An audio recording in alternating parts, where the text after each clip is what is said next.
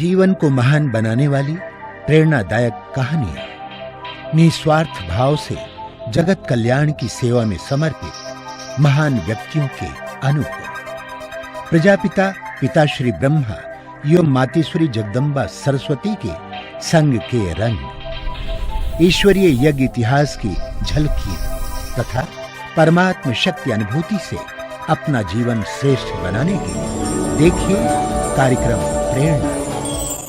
दीपक देता है रोशनी फैलाने की प्रेरणा, फलदायी वृक्ष देता है देने की प्रेरणा, मधुबन देता है महकते रहने की प्रेरणा, महान व्यक्ति देते हैं जीवन जीने की प्रेरणा। आओ प्रेरणा से दें हम सभी को प्रेरणा।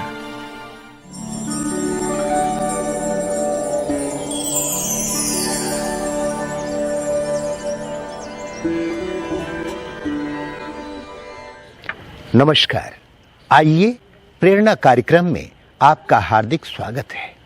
साथियों, इस कार्यक्रम में हम आपकी मुलाकात कराते हैं ऐसी प्रेरणादायी हस्तियों से जिनका संपूर्ण व्यक्तित्व निस्वार्थ सेवा करने और जीवन को दिव्य बनाने की प्रेरणा देता है। ये वो महान आत्माएं हैं जो आध्यात्म के पथ को अपनाकर ईश्वरीय प्रेम का रसपान करते हुए जन जन को ईश्वर के सानिध्य का अनुभव करा रही हैं। हमें आशा ही नहीं, पूर्ण विश्वास है कि आप भी इन दिव्य विभूतियों के अनुभवों से प्रेरणा प्राप्त कर अपना जीवन श्रेष्ठ और सफल बनाएंगे।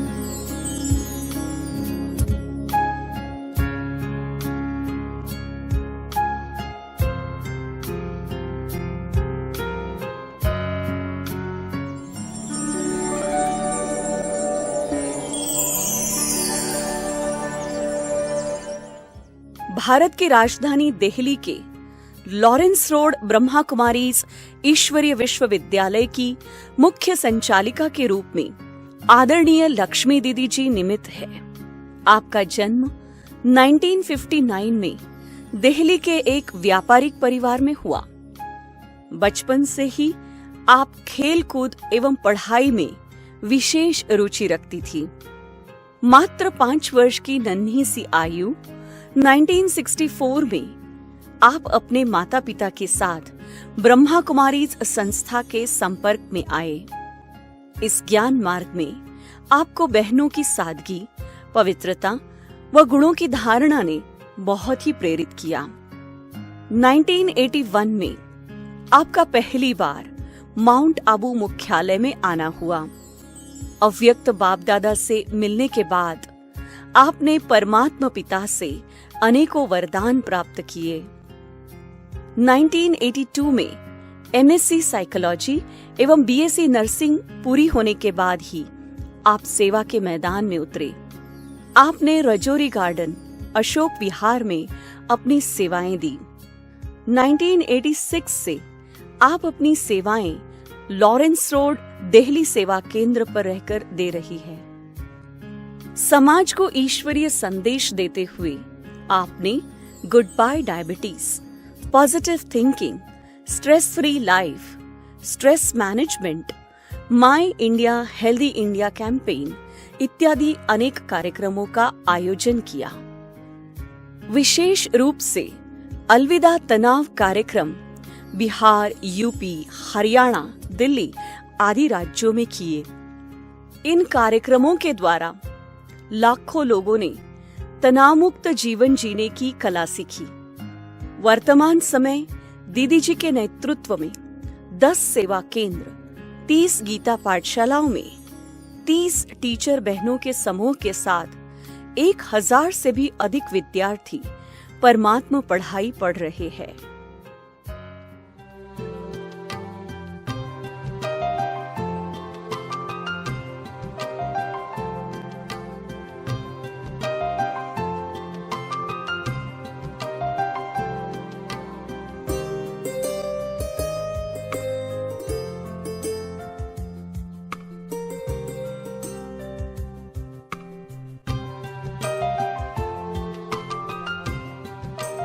जी कृष्ण की बहुत ही अनन्य भक्त थी और उनके बहुत गीत गाया करती थी और हमारे घर में ही पीपल का पेड़ था और पीपल की रोज पूजा किया करती थी। तो इस तरह से जब इनको मोटिवेशन दिया गया कि आप भी हमारे साथ सेवा केंद्र पर चलो, तो ये तैयार हो गई और उस समय ऑलराउंडर दादी और सुदेश दीदी हमारे रजौरी गार्डन सेवा केंद्र पर थी। और सुदेश दीदी को जैसे ही बताया कि ये माता बहुत रोती है क्योंकि इनके पति ने शरीर छोड़ दिया है, तो उन्होंने ऐसे ही अपनी गोद में सिर रखा माता जी का और बोला कि अरे इनके तो पतियों का पति मेरे पास है। तो उस समय जैसे ही गोद में सिर रखा तो माता जी कहती हैं कि जैसे मेरा रोना उसी सेकंड ही खत्म हो गया और उसके बाद कभी भी मैं रोई नहीं, कभी भी उस आत्मा को याद ही नहीं किया जैसे कि रोने के हिसाब से।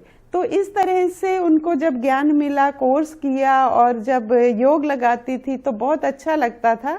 लेकिन अभी नई नई ही ज्ञान में चली थी और उन्हीं दिनों साकार बाबा, ब्रह्मा बाबा माथुर जी की कोठी पर आए थे। तो सभी जैसे ब्रह्मावत्स सभी लोग गए थे वहां पर बाबा से मिलने के लिए, तो ये भी नई नई थी और इनको भी ले गए वो लोग, उनकी कजन्स जो हैं वो लेकर के गए और वहां बाबा से सबने दृष्टि ली और सबने गोद भी ली। तो जैसे ही सबको देखा कि बाबा की गोद ले रहे हैं सब लोग और दृष्टि ले रहे हैं, तो इनके मन में कुछ संशय पैदा हो गया, शंका पैदा हो गई कि ये भगवान कैसे हो सकता है, तो ये तो पुरुष है, क्योंकि बॉडी कॉन्शियसनेस में आ गई। तो उस समय उनको लगा ये तो पुरुष है और पुरुष की गोद में ये सब क्यों जा रहे हैं, क्यों उनकी गोद में सिर रख रहे हैं, क्यों उनसे दृष्टि ले रहे हैं। तो इसी उधेड़ बुन में ही, संशय में ये वापस वहां से आई जब, तो आते ही इनको बहुत सीवियर डायरिया हो गया, बहुत सीवियर डायरिया, लूज मोशंस हो गए और इतना लूज मोशंस हो गए कि पूरा डिहाइड्रेशन हो गया और पानी की कमी हो गई और जैसे कि एकदम से बेहोश जैसी हालत होने लगी और इनको हॉस्पिटल ले जाने का प्लान चलने लगा। तो जैसे ही हॉस्पिटल ले जाने ही वाले थे कि उसी समय इनकी आंख लग गई, नींद आ गई और आंख लगते ही ब्रह्मा बाबा, वही बाबा जिसको दिन में मिल के आई थी और वही ही रात को, शाम को उनके सपने में आए, माना जैसे साक्षात्कार कहो या स्वप्न कहो। तो वो बिल्कुल तकिए के पास आकर के बैठे और सिर पे हाथ फेरते हुए बाबा बोले कि बच्ची, तुझे निश्चय नहीं हुआ, तू रोज गीता पढ़ती है और गीता में आता है कि बूढ़े ब्राह्मण के तन में आकर कंचन महल कियो, तो वो बूढ़ा ब्राह्मण कौन है? वो बूढ़ा ब्राह्मण यही तो है जिसके तन में शिव बाबा आकर के और कंचन महल, जिसकी तुम गीता पढ़ती हो, जिसके लिए तुम इतने गीत गाती हो, उसी की नगरी में चलना है तुम्हें। बच्ची, तुम संशय में क्यों आ गई? ये वही ही श्री कृष्ण वाली आत्मा है।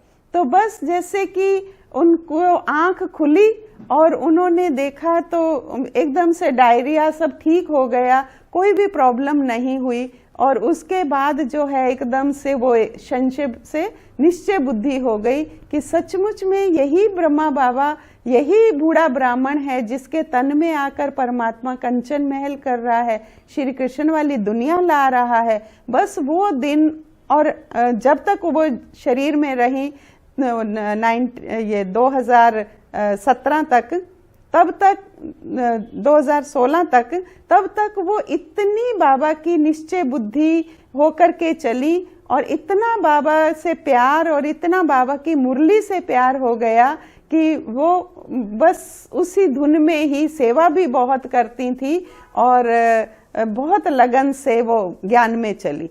तो उसके साथ साथ मैं बहुत छोटी थी और घर में छोटी बच्ची होने के कारण वो मुझे अपने साथ ही उंगली पकड़ करके ले जाया करती थी।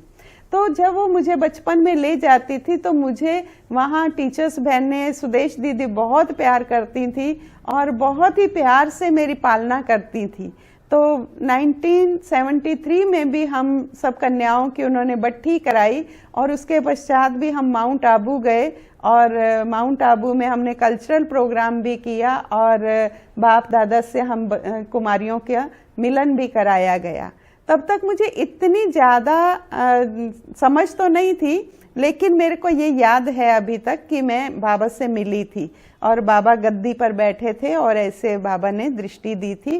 क्या कहा था अभी वो इतना याद नहीं है। और उसके पश्चात मैं पढ़ाई लिखाई में थोड़ा मस्त हो गई और थोड़ा कम हो गया आना जाना भी। लेकिन 1981 में जब मैं हॉस्टल में थी और उस समय 1980 या 81 में मुझे रात को स्वप्न में एक बाबा आए और उन्होंने मुझे विनाश का साक्षात्कार कराया। और विनाश में भी एक ओवन जैसा एक हॉल है, एक कमरा है और उसमें सब आत्माएं आ रही हैं और सब जैसे बहुत तड़फ रही हैं, बहुत दुखी हो रही हैं और बाबा एक कोने में खड़े हैं और बाबा ने बाहें पसार करके कहा, बच्ची तुम तो मेरी बच्ची हो ना, तुमको थोड़े इस ओवन में इस दुख भरी दुनिया में जाना है। तो उस दिन शनिवार की रात थी हॉस्टल में और मैंने अपने रूममेट से कहा कि मुझे ऐसे ऐसे रात को बाबा आए सपने में और वो मुझे बुला रहे हैं, तो मैं तो संडे को सेंटर पे जाऊंगी, राजयोग सेंटर रजौरी गार्डन पे जाऊंगी। तो उन्होंने कहा कि तुम जाओगी तो मैं भी आपके साथ चलूंगी। तो हम दोनों फ्रेंड्स सुबह ही चल पड़े और इस तरह से क्रम चलता रहा कि एवरी संडे मैं और मेरी रूममेट हम दोनों ही सेंटर पर जाते थे और मुरली सुनते थे, सेवा करते थे और उसके पश्चात हम अपने लौकिक घर जाया करते थे। तो इस तरह से हमारा आना जाना रहा। और जैसे ही मैं हॉस्टल से अक्टूबर मास में आई थी और 4 नवंबर 1981 में मैं बाबा से मिलन मनाने के लिए गई थी और तब बाबा मेडिटेशन रूम में आते थे और वहीं पे ही रुक्मणी दादी ने हमारा परिचय कराया बाबा से और बाबा ने छूटते ही वरदान दिया कि बच्ची को तो डबल सर्विस करनी है। और तब तो मैं सिंगल सर्विस में भी नहीं थी और उसके पश्चात मैंने देखा कि बाबा का वरदान कैसे डबल सर्विस में मुझे लाया। और उसके पश्चात तो मैं बाबा से बहुत गहरी जुड़ती चली गई और 1984 में मैं एक महीने के लिए माउंट आबू गई और तब ओम शांति भवन बन चुका था। और उससे पूर्व 83 में जब ओम शांति भवन की ओपनिंग हुई थी तो मेरे साथ जो पार्टी में भाई बहन थे, तो एक भाई ने मेरे से ट्रेन में पूछा कि ये कॉन्फ्रेंस आपको कैसी लगी। तो मैंने कहा कि कॉन्फ्रेंस तो बहुत अच्छी थी, लेकिन बाबा मिलन मुझे बहुत अच्छा लगा था 81 में। तो उन्होंने मेरे से कहा कि आपको कॉन्फ्रेंस अच्छी नहीं लगी। मैंने कहा नहीं, कॉन्फ्रेंस अच्छी थी, लेकिन अनुभव कुछ ऐसा विशेष नहीं हुआ। तो उन्होंने कहा कि अगर आपको जीवन में अनुभव करना है तो आप बहन जी अमृत वेला जरूर किया करो। तो तब से मेरा अमृत वेला बिल्कुल रेगुलर हुआ, क्योंकि मुझे वहीं से एक प्रेरणा मिल गई थी कि अमृत वेला जरूर करना चाहिए। उससे पहले मैं कभी अमृत वेले को इम्पोर्टेंस नहीं देती थी। और उसके बाद तो मुझे माता जी हमारी बाद में उठती थी और मैं जैसे उनसे पहले 3:30 बजे उठ करके बैठ जाती थी। और एक दिन तो ऐसा हुआ कि सुबह सुबह ही जैसे आवाज आती है कान में कि उठो शहजादी, उठना नहीं है क्या? और मैं देख रही हूँ कि ये मुझे शहजादी किसने पुकारा। और मैं देख रही हूँ छत पे सब सोए हुए हैं, कोई भी उठा नहीं है, माता जी भी उठी नहीं है, और ये शहजादी कौन बुला रहा है मुझे? तो वास्तव में मुझे खुद ही बाबा आकर के जैसे जगाते थे। तो बहुत अच्छे अनुभव मुझे होते थे अमृत वेले में। उठ करके छत पे घूमती थी और बाबा से योग लगाती थी। और उसके पश्चात जब 84 में मैं 1 महीने के लिए सेवा के लिए गई थी, दिसंबर मास था, और दिसंबर में सेवा करने के लिए जब मैं गई तो हर बारी बाबा से हम मिलते थे, क्योंकि बाबा उन दिनों में एक दिन छोड़ के एक दिन आते थे। जैसे सोमवार, बुधवार और शुक्रवार 3 दिन बाबा आते थे, और हम हर बारी बाबा से मिलते थे। और हर बारी बाबा हमें सामने बिठा करके दृष्टि देते, वरदान देते, टोली देते अपने हाथों से। और जब हमें 22-25 दिन हो गए तो हम हर बार यही करते थे। तो एक दिन शीलू दीदी और मोहिनी दीदी, तो मोहिनी दीदी ने अनाउंस किया सुबह की क्लास में कि जो लोग बहुत बारी बाबा से मिल चुके हैं वो आज बाबा से नहीं मिलेंगे, वो आज स्टेज पर नहीं चढ़ेंगे, वो बहुत बारी मिल चुके हैं।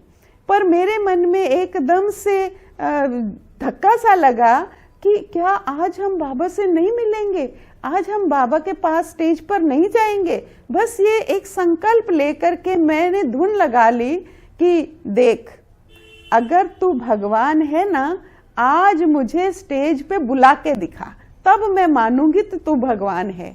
तो मेरा भी भगवान से जैसे चैलेंज हो गया, और मैं अपनी पांडव भवन में सेवा पूरी करके और फिर मैं बाबा के कमरे में आके बैठ गई। करीब हम 2 घंटे में, और मेरे साथ एक और बहन भी थी, तो हम करीब 2 घंटे बाबा के कमरे में एक ही संकल्प से बैठे रहे कि देखते हैं कि आज तुम हमें स्टेज पर बुलाते हो या नहीं बुलाते हो।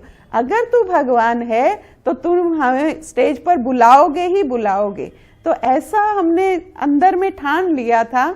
और जैसे ही शाम हुई 5 बजे हम सभी तैयार होकर के, और कुमारियां, टीचर्स, बहनें सब आगे बैठती थी प्रकाशमणि दादी के साथ, मोहिनी दीदी के साथ, तो हम भी आगे आगे बैठे हुए थे।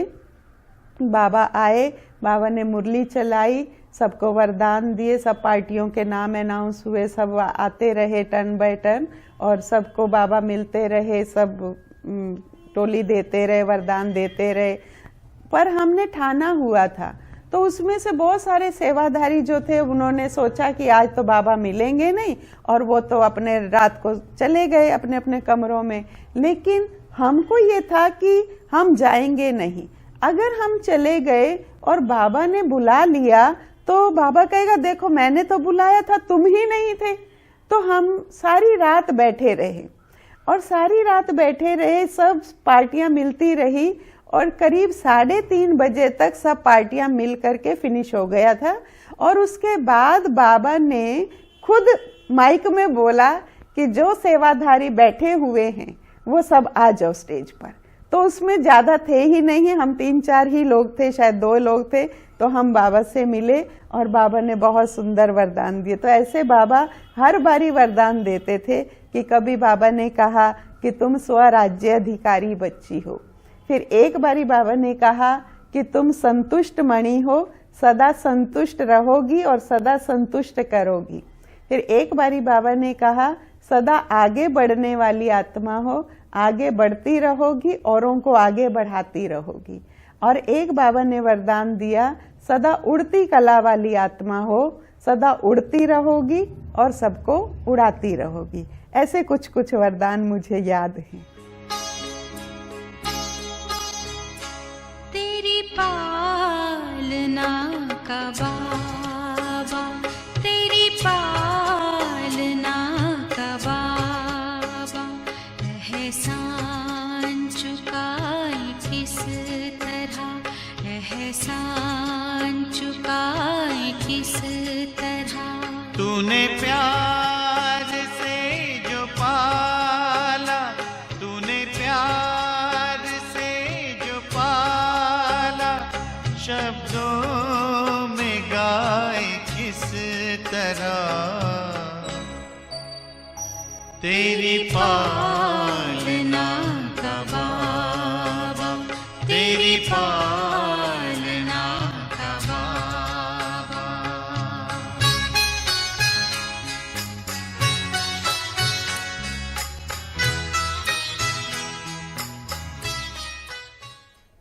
ब्राह्मण जीवन की धारणाएं जैसे अमृत वेला मुझे लगता है कि कभी भी मिस नहीं होना चाहिए। और दूसरी बात है कि जो हमारे नियम हैं, चाहे वो पवित्रता का नियम है, चाहे वो खान पान की शुद्धि का नियम है, चाहे वो पंक्चुअलिटी का नियम है, कि चाहे मुझे ये बहुत अच्छा लगता है कि जो भी समय दिया है उसी समय पे मैं एक्यूरेट क्लास में पहुंचूं और एक्यूरेट ही भाई बहन भी आएं। और एक्यूरेसी पे मुझे बहुत अटेंशन रहता है कि टाइम जो है सभी का बहुत कीमती है, तो सभी को रेगुलरिटी भी होनी चाहिए और पंक्चुअलिटी भी होनी चाहिए। मुझे ये लगता है कि अंत में मुझे कोई भी वस्तु या वैभव अपनी तरफ आकर्षित ना करे, व्यक्ति, वस्तु या वैभव। तो किसी भी तरह का मेरा कहीं सूक्ष्म अटैचमेंट तो नहीं है। तो मैं जाऊं तो जैसे बिल्कुल एकदम से निश्चिंत होकर के, डिटैच होकर के जाऊं, और उसके लिए मैं एक लाइट हूं, मैं एक माइट हूं। तो इस तरह का अभ्यास करना मुझे बहुत अच्छा लगता है, ताकि कोई भी परिस्थिति आए तो उसमें भी मैं लाइट और माइट का बहुत अच्छा अनुभव करूं।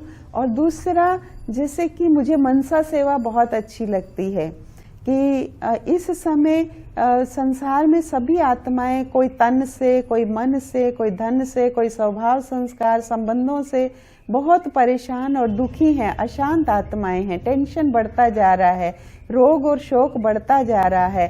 तो उन आत्माओं को मैं बैठ करके बाबा की याद से, बाबा को साथ लेकर के, मैं और बाबा दोनों हम जैसे उन आत्माओं को सकाश दे रहे हैं। और ये सकाश बहुत अच्छी लगती है मुझे, और ऐसे लगता है कि सारा विश्व अपना ही परिवार है और कोई भी आत्मा दुखी ना रहे, कोई भी आत्मा अशांत ना रहे, सबके जीवन में सुख शांति आनंद भरपूर होता जाए।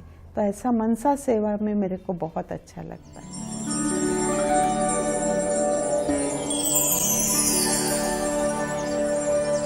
शिक्षक सा त्याग, माँ सा समर्पण, हम सब की खातिर किया जीवन अर्पण, जीने की कला सिखलाती हरदम, पाकर तुमसे रूहानी अपनापन, भूल जाते हम अपने सब गम, सुख दुख में राह दिखाती उत्तम, तार जोड़ती एक बाबा संग, खुशियों भरा हर तुम्हारा कदम, जीने की कला सिखलाता है। कि वह कभी भी ना कोई कमजोर संकल्प नहीं आने देती। वो हमेशा, उन्होंने मेरे अंदर शक्तिशाली संकल्पों का निर्माण किया, मुझे निर्भय बनाया। बाबा जैसे बोलते हैं कि तुम्हें बकरी मैं करने वाले नहीं बनना, तुम्हें शेरनी शक्ति बनना है। तो दीदी ने मुझे वो शेरनी शक्ति बनाया। और निश्चिंत बेफिक्र बादशाह और ज्ञानी मूर्त निश्चिंत अवस्था मैंने दीदी में देखा।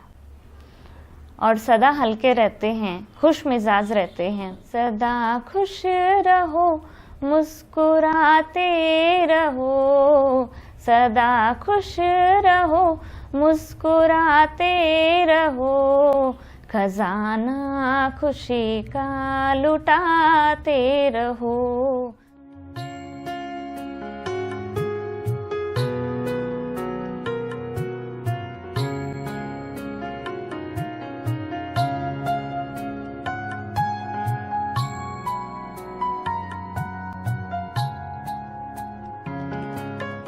एक अच्छे माँ बाप का मिलना और अच्छे डॉक्टर्स का मिलना, अच्छे फ्रेंड सर्कल का मिलना, एक अच्छे शिक्षक का मिलना, ये भी हमारा सौभाग्य की बात है। तो इसलिए भी बहुत खुशी होती है कि ऐसे दीदी का पालना हमें मिला, जिसके आधार से आज हम लोग हिम्मत से आज स्टेज पे हम कुछ बोल पा रहे हैं। दीदी के अंदर लव और लॉ का बैलेंस बहुत अच्छा हमने देखा कि टाइम पर जो भी जिस चीज़ की ज़रूरत है वही एक्यूरेट, उसमें कोई कंप्रोमाइज़ नहीं। इस सेंटर पे जब हम आए तो जैसे मैं एक कोरा कागज़ थी, कुछ भी नहीं जानती, लेकिन क्लास कराना, स्टेज पर लेकर के आना, खाना बनाना सिखाना, भोग बनाना सिखाना, क्लास वाले भाई बहनों को हैंडल करना, और जो गलती कर भी दिया तो उसे माँ बन कर के कैसे माफ़ कर देना, ये मैंने दीदी से सीखा।